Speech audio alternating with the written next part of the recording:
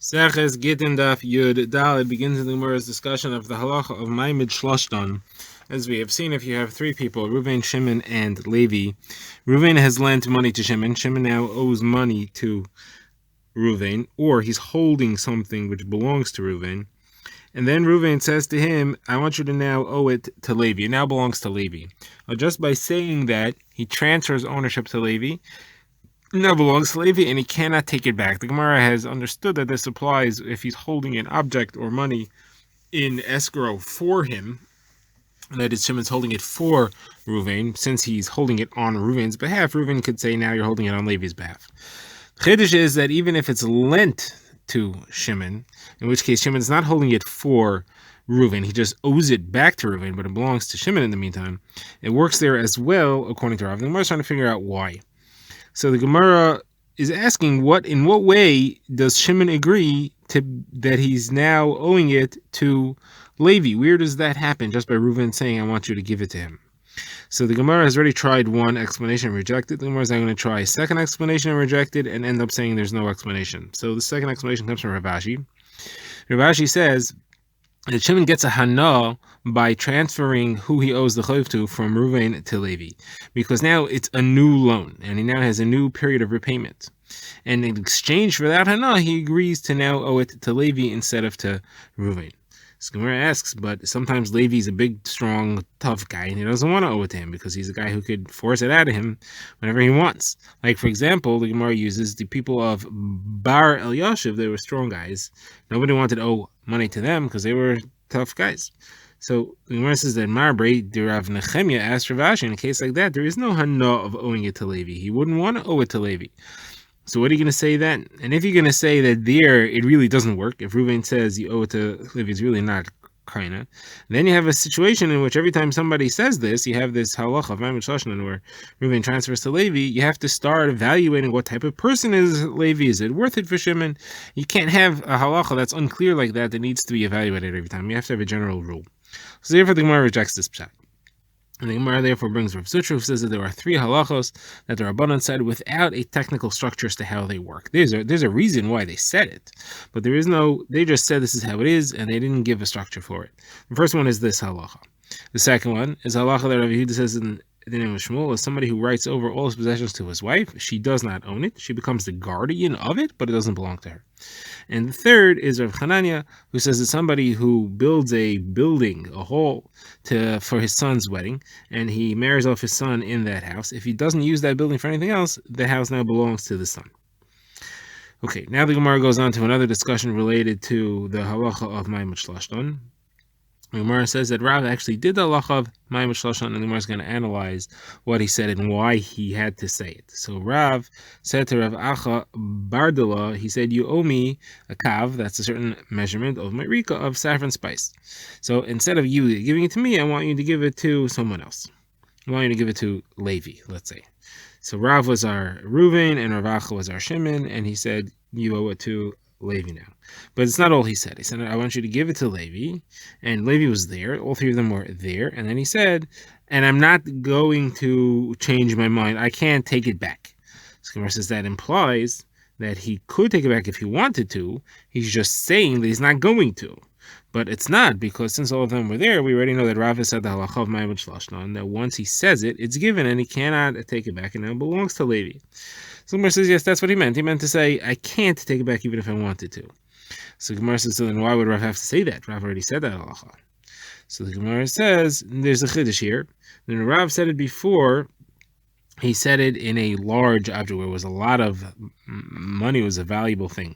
And that's why all three people had to be there. You may think if it was a small, cheap thing, you wouldn't have to have all three people there.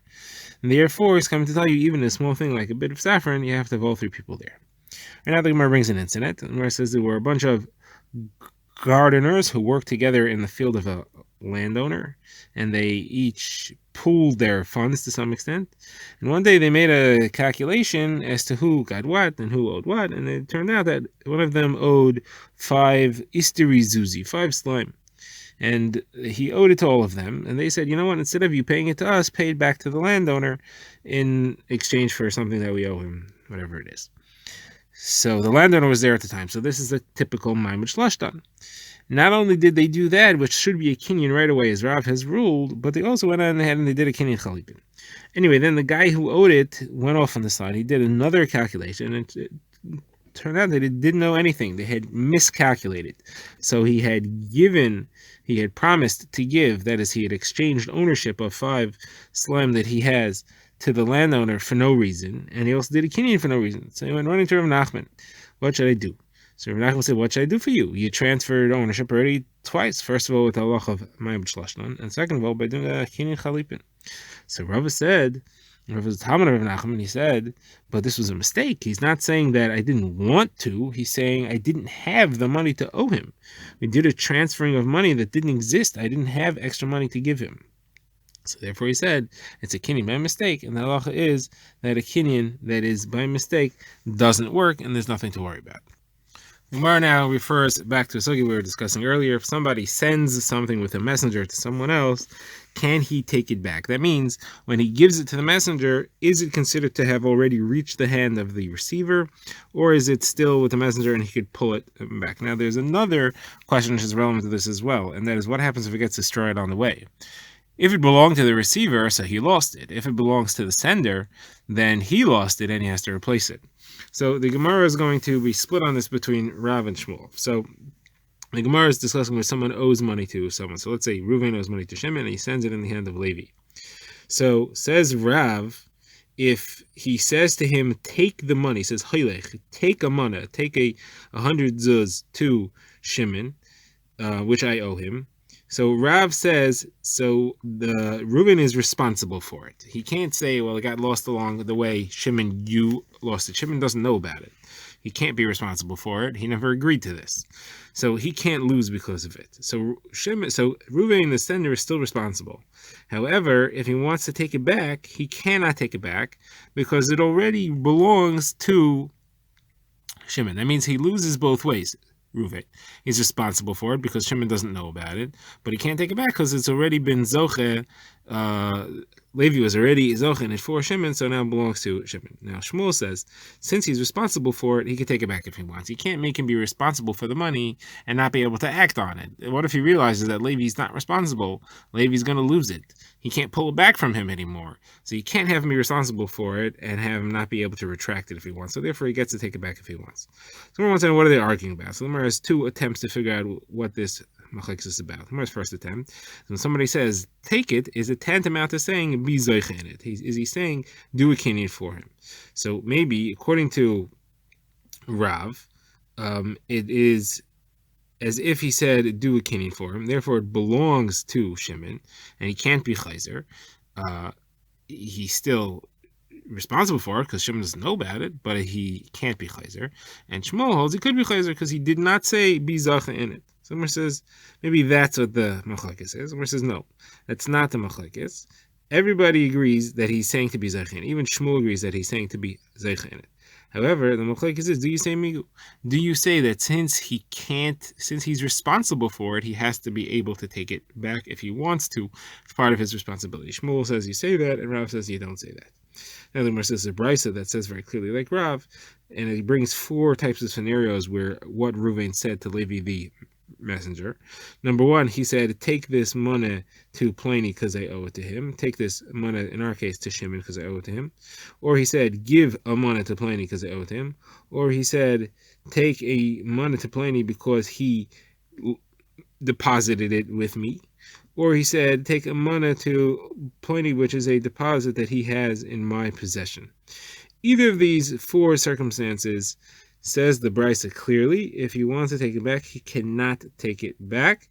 Like Rav's halacha, it belongs to Shimon. However, Reuven is still responsible if it gets destroyed on the way. So the Gemara asks, why can't he say that I want it back?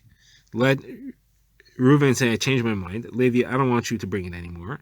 And you can't say no because Shimon doesn't want his possessions to be in your hands.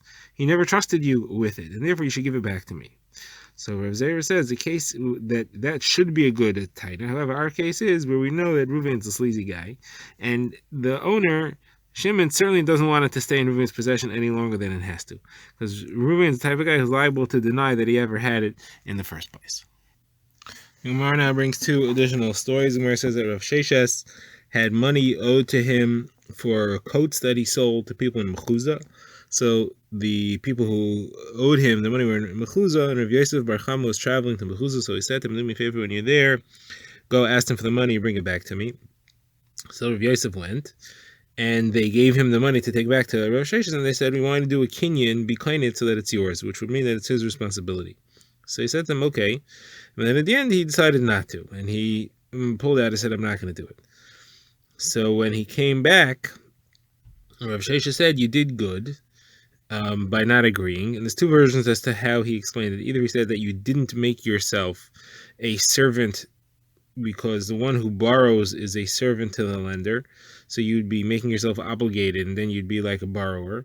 The other version is that he said, it's a good you didn't do it because they are like servants to me because they borrowed from me, they owe it to me, so why should you make yourself take responsibility for this? Second story is Rav Achi bar Yeshaya, who had a silver cup in Nahardah. Some people there were holding a silver cup that belonged to him. And he said to Rav Dustoi ben Rav Yanai and Rav Yosi bar Kippur, when you go to Nahardah, could you please bring it back for me? So they went to the people who had it, and they said, "Okay, we'll give it to you. We wanted to do," and after they were already holding it, they said, "Do a kinyan so that it's yours. It's your responsibility." So they said no. So they said, "All right, give it back to us because we don't want you to take it if you're not going to take responsibility for it." So Rav Dustoi ben Rav Yanai said, "All right, I'll give it back to you." Rav Yossi bar Kippur said, "No, I'm not giving it back to you because it's already chal kinyan. It already belongs. Like we've said, it's already. I was zeicha in it for the person that I'm bringing it back for." So they were antagonizing him a lot. So he said to Rav Dustoi, he said, "Look what they're doing to me." And Rav Dustoi said, "Good, let them do you more." Meaning he very much disagreed with the position that he took not to give it back to them. In the end, it seems like he did give it back because they came back to talk to Rav Achi bar Yeshaya, and Rav Yosi bar Kippur complained as to Rav Dustoi's behavior. He gave it up right away, and then he said, "Yeah, you should give him more. What is this all about?" So Rav Dustoi explained. He said they are very tall people. They wear very fancy clothing. They're very powerful. They talk from the lower half of the body, meaning they have deep voices. It sounds like it's coming from somewhere around the belly button. Their names are frightening. They're called Arta, Pili, and Barish. If they say to tie somebody up, they'll be tied up. If they say to kill somebody, they will be killed. If they would kill Dustoi, meaning me, who would give my father Yanai a son instead of me, like me? So Rav Achi asked, "Are they close to the king?" He said, "Yes." He said, do they have horses and mules that could run after you? He said, "Yes." He said, "If that's so, then it's good that you didn't risk yourself and that you returned it to them."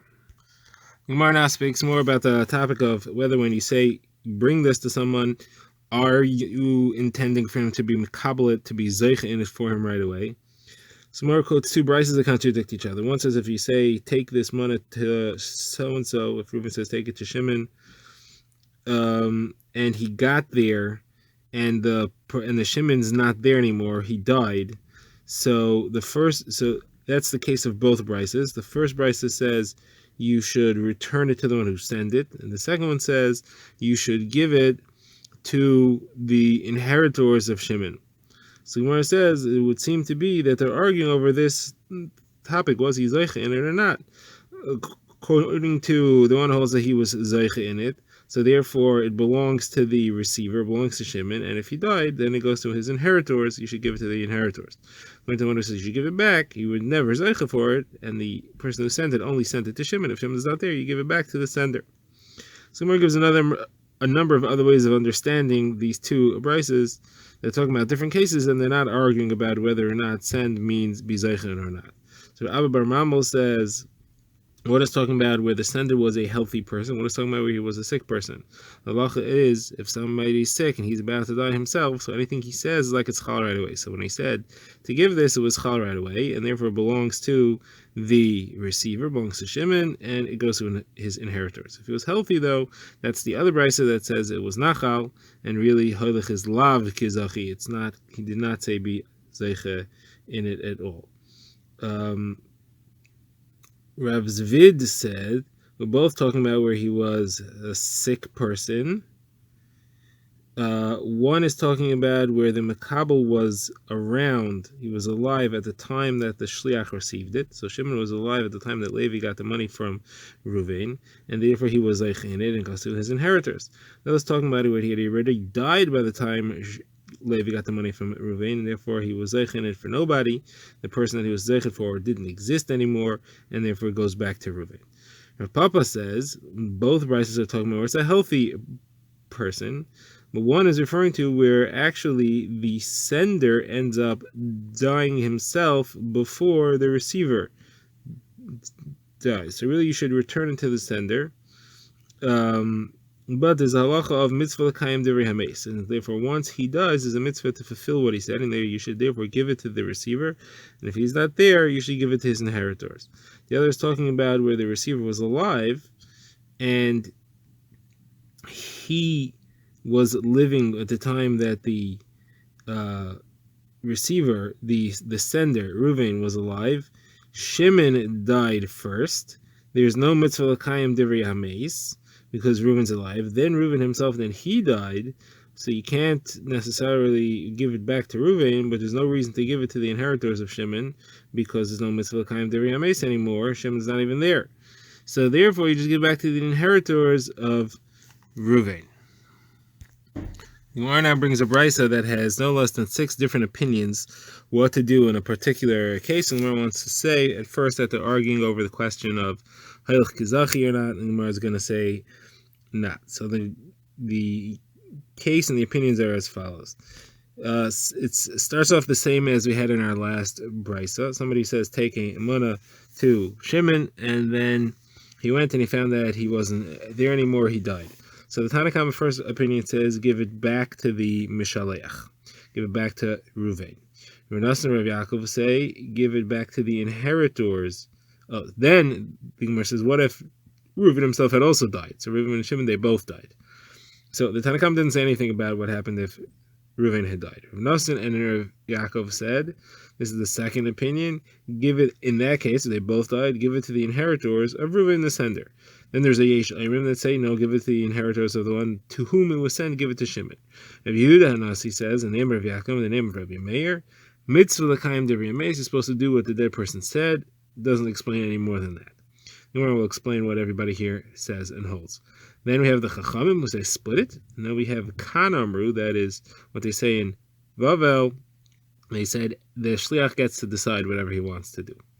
So how do we explain? Oh, then there's one more opinion of Shimon Hanasi. He says, I had such a story, and they said that the halacha was you should return it to the inheritors of the sender of what we're calling Reuven. So the Gemara wants to say all these machlokes are about 2 things. Is Hailech count like Zachi? And do we say mitzvah l'kayim divrei hameis? So the Tanakhama holds Hailech is not like Zachi, therefore you should not give it to Shimon. It should go back to Reuven. What happens if Reuven had died? They don't say. We don't know what they hold. Now, the second opinion is Rav Nassan and Rav Yaakov. They say Hailech is not like Zachi, therefore it should go back to Reuven. And there is no mitzvah l'kayim divrei hameis, so even if he died, it still stays by Reuven's inheritors. Then comes the Yesh Ayrim. They say Hailech is like Zachi, and therefore it should go to Shimon or his inheritors. If Yehuda Hanasi says in Rav Yaakov and Rabbi Meir, Hailech is not like Zachi, so Shimon was not Zachi in it.